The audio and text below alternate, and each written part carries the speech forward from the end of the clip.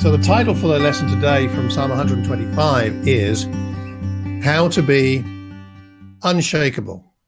How to be unshakable. Now the answer is in the Psalm.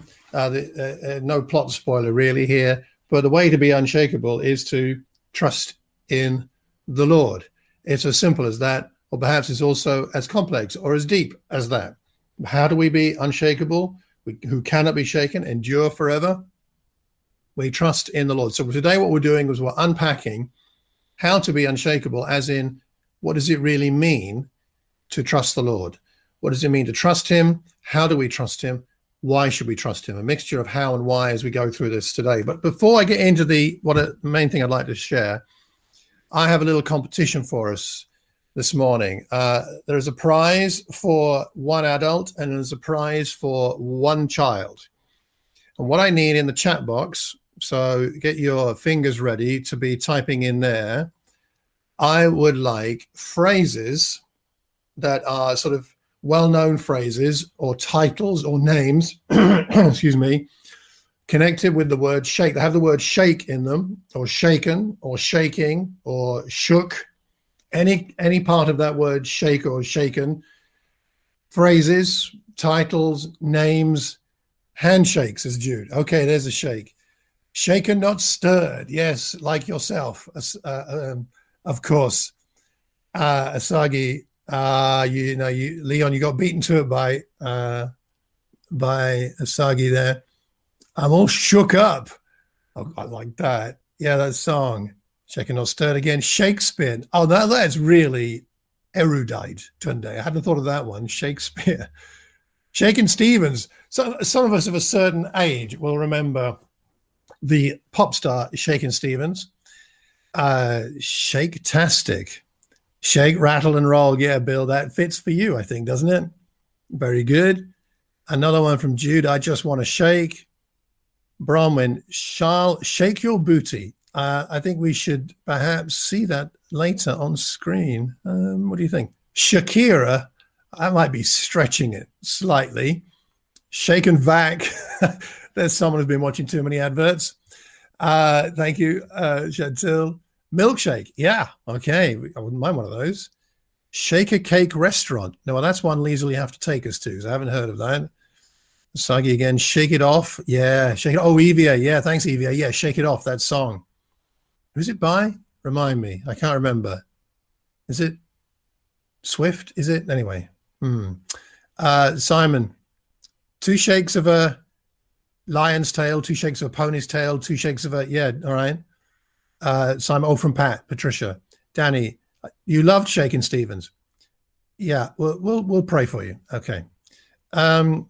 Shake it off, milkshake, shakedown. Okay. Yeah, it is Taylor Swift. Okay, I was right. See, I am down with the kids, you see. Oh, it was Mariah Carey. Or perhaps did they both record it? Oh dear. Right. Getting confusing here. There's a lot, isn't there? Now I need to pick shake, rattle, and roll. I need to pick the best one here. Okay, what's the best one here? The most creative. What's the most creative? I think I'm going to have to give the child prize to EVA because she's the only child that's put something in, I think. Bone shaker, Leon. Yeah. Okay. So EVA, you get a prize. So the prize for you, EVA, is your parents will tell me a book you'd like, and I'll get you a book and send it to you via Amazon so that you get it in the post. All right. So mom and dad, tell me a book. EVA, tell them a book you'd like. I'll get it for you, and we'll send it to you. What was that? I heard someone say something. Thank you.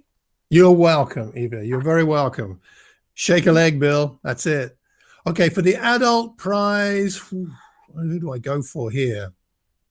What do you think, everybody? Who's got the best response? Looking at the chat box. It's got to be Shakespeare. It's got to be what, sorry? It's got to be Shakespeare. Shakespeare. Okay, I'll tell you what, it's the least connected with what I actually asked, but it's the most tangentially creative. All right, so in that case, Tunde, you get the prize and you're going to get this book, which I shall put that through your letterbox since I know where you live. All right, so you get the book. that book, EVA gets a book that you'll tell me what you want, and I'll get that to you. And we're all shook up, ready for a sermon, I hope. Okay, so now let's get into Psalm 125. Okay, they're all shook up. They are, or at least they're in danger of being shaken, or we wouldn't have this at the beginning of the psalm here about being grateful they're not shaken, because otherwise, obviously they're in danger of it. They're in fear of it. So tell me, as you look through Psalm 125, a bit more in the chat box here, what are their problems? What are some of the things besetting them, causing them to be needing this reassurance that if they trust in the Lord, they won't be shaken? What do you see in here? What are some of the implied or stated challenges that they have going on in their lives? What would you say? What are some of the challenges? What do you think? What are some of their challenges going on? What's going on in their world that's meaning they need this reassurance, reminder that they don't need to be shaken if they trust in the Lord? Bill, yeah, there's wickedness going on. Dawn, wicked people are involved. Yeah, they have opposition, Danny, that's true. There's a wicked ruler or rulers around. Yes, Stefan.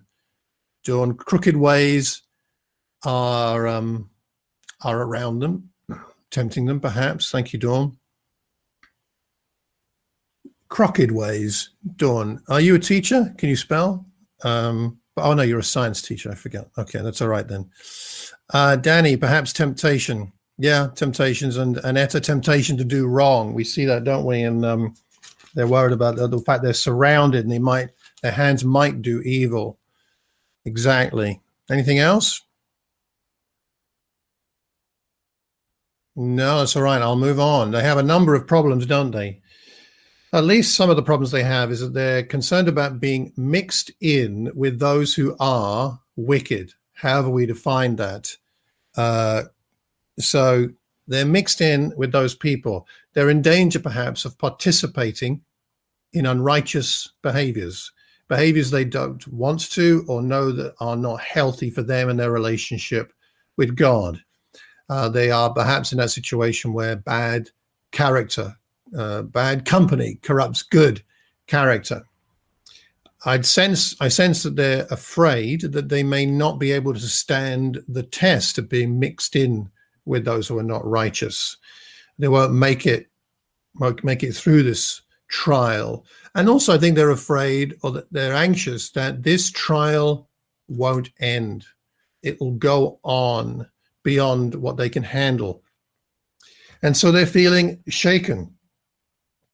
I've never been in a physical earthquake. I shudder to think what that would be like. Have any of us actually experienced a real earthquake? I don't know. I expect Barry has, because Barry, you seem to have traveled more around the world than anybody I know. So I expect you probably have. I don't know. But has anybody ever? Annetta, you experienced an earthquake, and Stefan, okay. My goodness, a real earthquake. I can't imagine that. When you were 10, Annetta. Okay. Wow. I remember taking the kids to the Science Museum in central London many, many years ago when they were quite small. And they had a room set up to shake like an earthquake. And so you walked in and you stood there along with a number of other people, and then it would shake in the same way that an earthquake did. It was really disconcerting. Very, very scary. Chesham had an earthquake, did it, Leon? Not sure it registered particularly, but okay, fair enough. And in Namibia, Stefan, woke up at night with all the portraits getting rattled against the wall, all the pictures there. It's not a pleasant feeling to be in an earthquake or to be shaken. They are in danger of being shaken, and so are we in life many times. But I would say especially now, perhaps, especially now we're in danger of being shaken, and perhaps you feel it. And I think when he's talking about the wicked here, the scepter of the wicked will not remain, it's not just talking about individuals. I think he's also talking about wickedness as a category. Wickedness can be a category, not just a person. And it represents all that is corrupted, all that is damaged, all that is not as it was designed to be by God. The consequences of what happened in Eden, that falling from God's perfect, beautiful design. All the things that were meant to be just love and beauty and majesty have been damaged by that. And this is the world we live in. This is the wicked world, not necessarily meaning that someone's out to get us, but it's just we're in a damaged place, and damaged things happen that are very difficult to deal with. And so we have challenges in our lives. We have a lot of things being shaken right now around us. The economy is being shaken for sure. The capacity of the NHS and carers is being shaken. Our confidence, in some ways, perhaps, is being shaken. Our confidence in structures and of society and the way things have always worked. Some people, their family life has been really shaken up by homeschooling and sometimes by major conflicts. You know, a number of people being in a household together in a small place for a long period of time has led to quite a lot of problems for some people. And it's been a blessing in other ways, but nonetheless, we have been very shaken. What is the solution? What do we do when we and the things around us are shaken? What the psalmist says is we can trust in the Lord. We can trust in him. So what does that mean? And what should we do? 3 short points for us today, all beginning with P. I don't often rhyme my points these days or whatever, but it just seemed to me there are 3 P things that we can do here. The first is prayer. I'm going to work backwards through the sermon, which might seem a bit strange, but when we go work backwards, because as we get back to verse 1, then we'll be reminded of what this is really all about. So first thing is prayer. One of the ways that we trust in God, or one of the reasons we trust in God, is that he answers prayer. In verse 4 and verse 5, the psalmist turns from talking about God to addressing God. In verse 4, he says, Lord, do good to those who are good, to those who are upright in heart. So he's now talking to God, not just about the situation. And then he reminds himself about how God works. Verse 5, those who turn to crooked ways, the Lord will banish with the evildoers. He will do this. It's like he's anticipated an answer to prayer. He knows that God answers prayer. Let's think for a minute. Again, chat box time. Answered prayers in the Bible. Which ones stand out to you? Old Testament, New Testament, people who prayed, men or women who prayed and saw their prayers answered. What can you think of? What comes to mind when we think about Old Testament, New Testament, prophets, kings, apostles, Jesus, other people? Well, let's just take a moment to think about answered prayers in the scriptures. Samuel's mother, right? Hannah, right? Yes, that's right, Annetta. She got her prayer answered. Hannah's prayer. Thanks, listening, Garth. Yeah, it's interesting that that one comes to mind for both of you instantly. It's powerful, that passage. Given a son, that's right. Other answered prayers? Old Testament, New Testament. Moses, yeah. Moses a number of times actually had his prayers answered. David continuing to pray. Yeah. Okay. Joshua, the sun stands still. Thanks, Simon. David continues to pray from Bethany, Dawn. Yeah, good. Joshua again, sun not to go down. It does stand out, that one, doesn't it? That's such a remarkable prayer and a remarkable answer. Daniel praying 3 times a day, and then being thrown in the lion den and being vindicated. Solomon praying for wisdom, and what wisdom he had. Jesus praying over Jerusalem. Abraham praying, yeah, for Isaiah and getting a son. Hannah, Leah, that's right, Hannah. That's right, Leah. Hannah asking for a son, and indeed she did get a son after much barrenness. Hezekiah, who prayed for his life to be extended. That's right. He got 15 extra years, Stephen. That's right. That was an answered prayer, and a prayer that God had said, no, you're going to die. Hezekiah prayed without any guarantee there was going to be any response, and yet God did give him another 15 years. Lazarus's family. Yeah. Okay. Joel's prophecy became true in Peter's first sermon. Okay. Yeah. That's prophecy prayer, but yes, there's a connection with what happened a long time later. Daniel in the lion's den, EVA. Yeah. Can you imagine how scary that was? I'll bet I would have been praying in that lion's den. Moses praying for deliverance. Simon. Yep. Very good. Noah and the flood cleansing, Bethany. Thank you. Yeah. Okay. Answered prayers. They did survive against what you might expect. Okay, I tell you what, I'm going to have to move on. Gosh, time's flying by. Hey, these are good, aren't they? I mean, here's a suggestion. Because sometimes I think we forget that God answers prayer, I like to suggest that one spiritual exercise you might like to do this week is to take one outstanding answered prayer in the Bible. Take one. For some of us, it looks like it's going to be Hannah's prayer. Take one, examine it, have a Bible study of your own, and ask yourself, am I meant to learn? Two questions. What am I meant to learn from this? As in, what am I meant to understand from this answer prayer? And secondly, what inspiration can I take? So what do I learn? What do I understand about it, firstly? And secondly, what's the inspiration for me in my life? Not all prayers were answered, bear in mind. Not all prayers were answered, or not all prayers were answered in the time frame that the praying person was hoping for, or not in the way the praying person was hoping for. So we're not saying that every prayer is instantly answered. But take any answer prayer in the Bible and ask yourself those two questions. What am I meant to learn about prayer from this, or answer prayer from this? And secondly, what is the inspiration from this for my life? I think that'd be a useful spiritual discipline thing for us to do this week. It helps us to trust in God, to remember that he does answer prayer in the scriptures and also in our own lives. I was listening to a YouTube recording by Simon Dinning. Some of you know Simon, and he's been doing daily podcast devotionals on YouTube based on the book of Isaiah. And I listened to one from, I think it was Isaiah 63, where Isaiah is reminding the Israelites about how God has been with them, and they need to recall what God has done for them. There's a lot of that in the book of Deuteronomy as well. And Peter says, we need to remember what God has done. And it made me think about answered prayers. And the classic one I always go back to is that in 1984, which is a long time ago, but in 1984, I was someone with Christian faith, but felt like something significant was missing. And I was about to move to London to get a job. And I was down in Kent, and I went out with some friends of mine on a sort of hillside.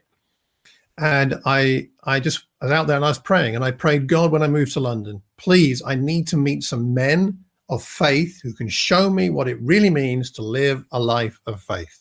Something's missing. I don't know exactly what it is, but I know something's missing.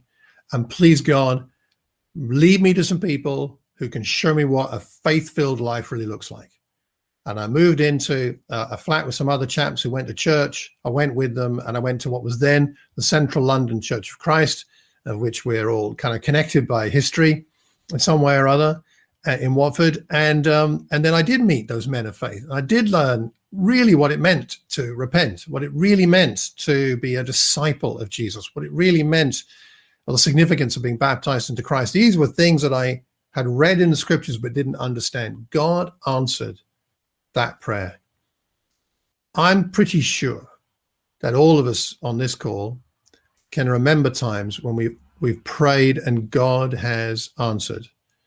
Not always in the time we want, not always in the way we expect, but God does answer prayer. And that's what the psalmist is sure of here. It's a personal prayer. He's talking to God, Lord, do good to those.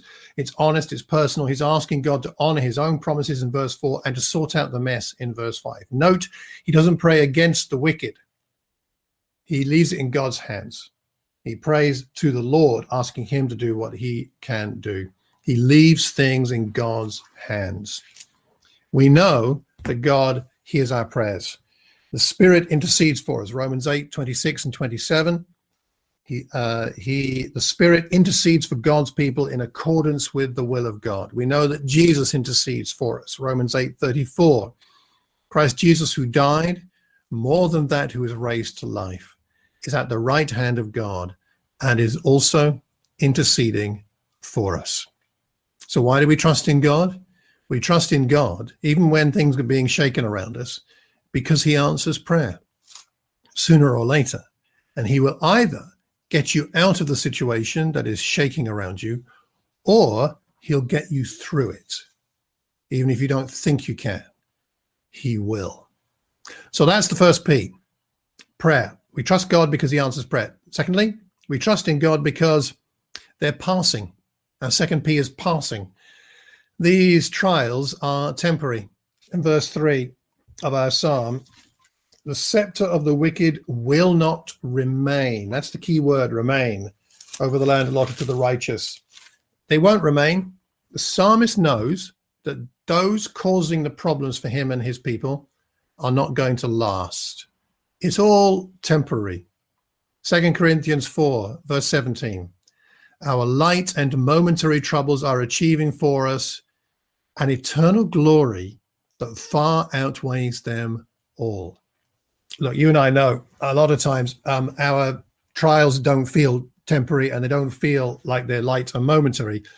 But in the grand scheme of things, we will look back one day and see that that's what they were. And we need to trust God for that. We can handle these trials only with God, though, not without him.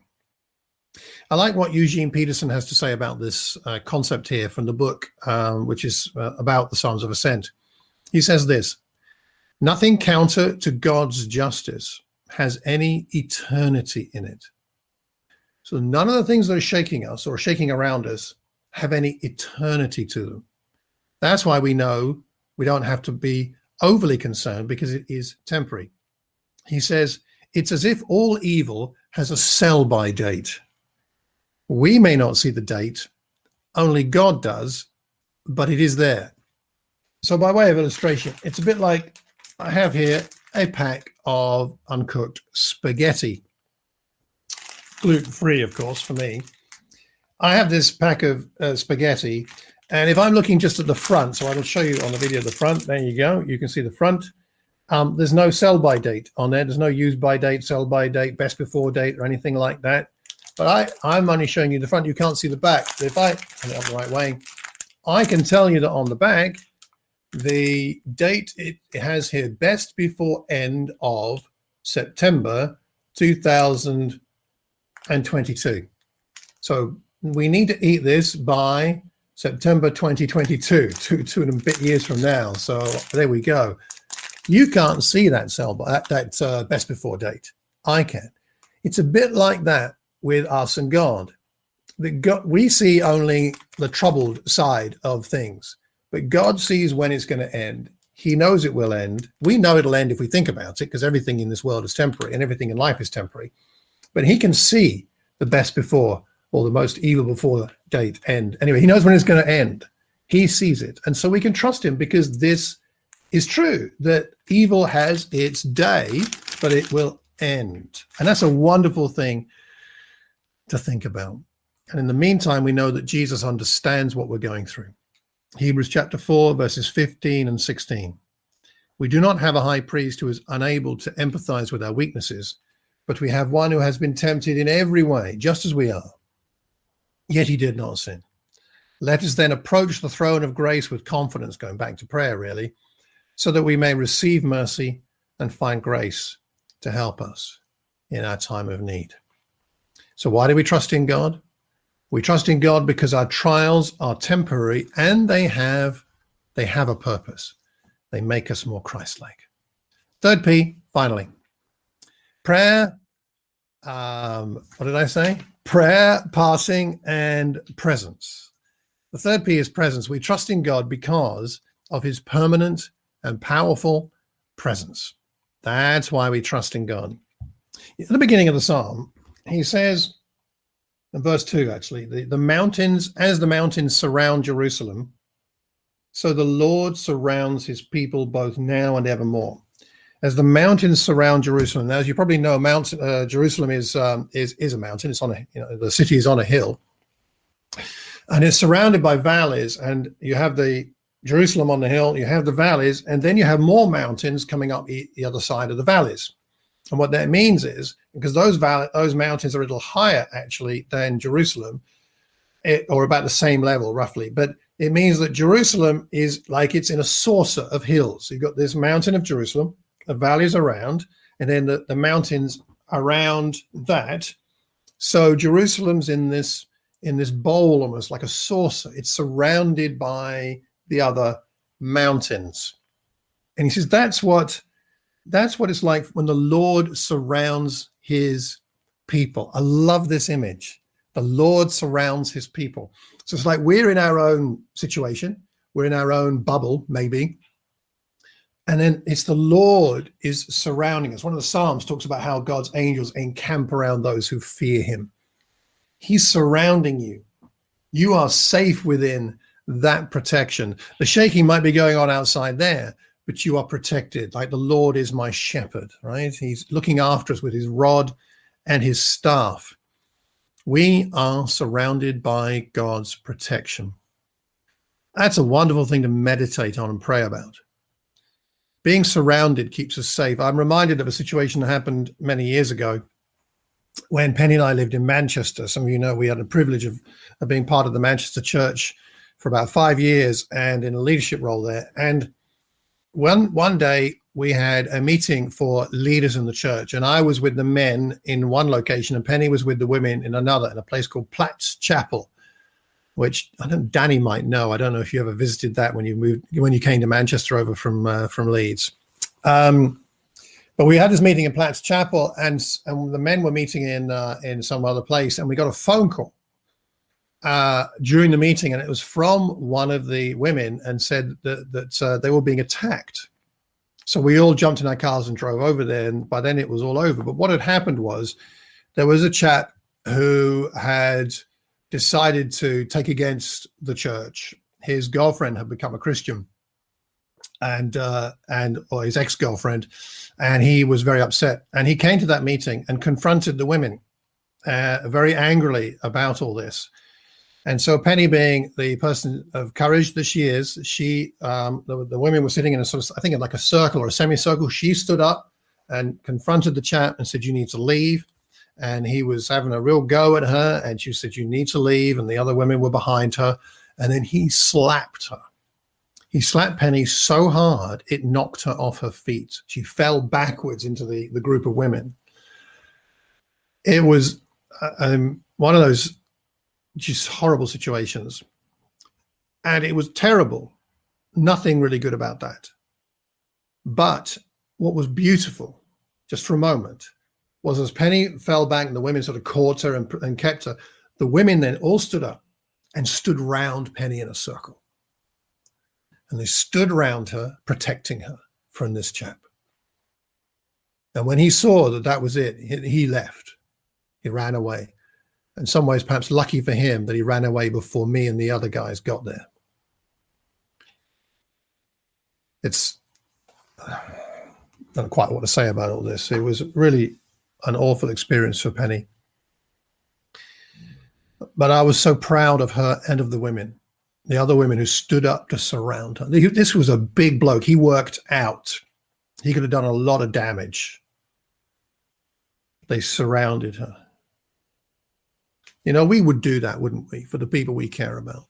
We would stand up to protect. We would surround those who really need our help and protection. We would do that for our family. We would do that for our friends. God does it for us.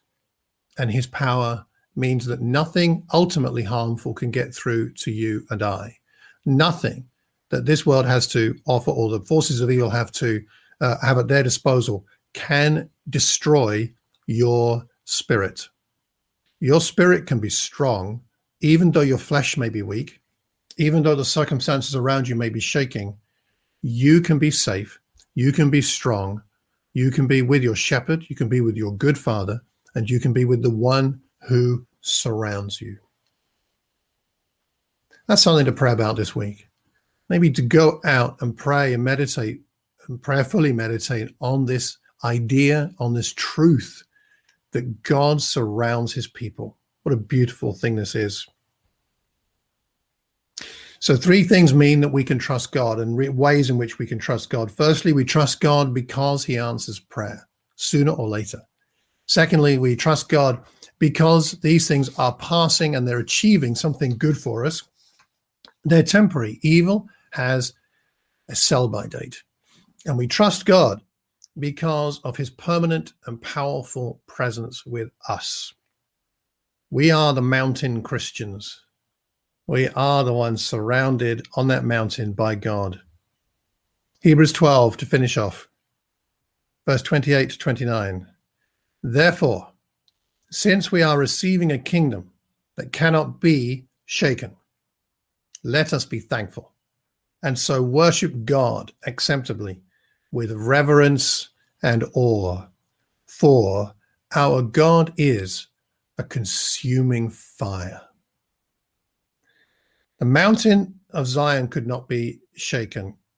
And we have a kingdom. The equivalent now for us is the kingdom. The kingdom cannot be shaken. And you and I, if we're part of that kingdom, we cannot be shaken. You may feel a bit shaken. The things around us for sure are shaken. But because we know that God answers prayer, because we know that these things are passing, and because we know we have God's powerful presence with us all the time, you and I can make it through this. We can make it through COVID-19. We can make it through health challenges. We can make it through financial challenges. We can make it through emotional, mental health challenges. We can make it through confusion challenges. We can make it through faith struggles. We can make it through doubts. We can make it through any issue.